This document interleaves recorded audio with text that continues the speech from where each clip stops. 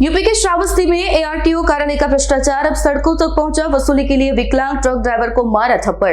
PTO Mahesh Kumar ने truck driver का जबरन मोबाइल भी छीन लिया। वाहन के कागज पूरे होने के बाद भी पैसा मांगने का आरोप। ट्रक ड्राइवर से बदसलूकी का वीडियो तेजी से हो रहा है वायरल।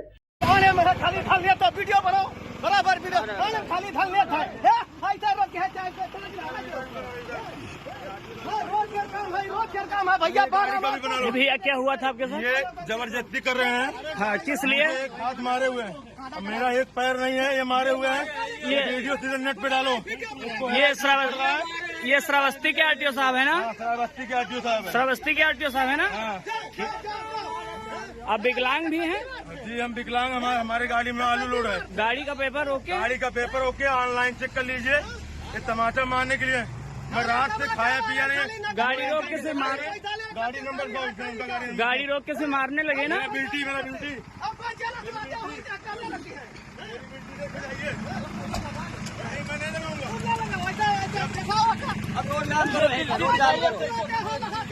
અમારી તમામ માહિતીથી અપડેટ રહેવા માટે જોડાયેલા રહો S9 ન્યૂઝ સાથે।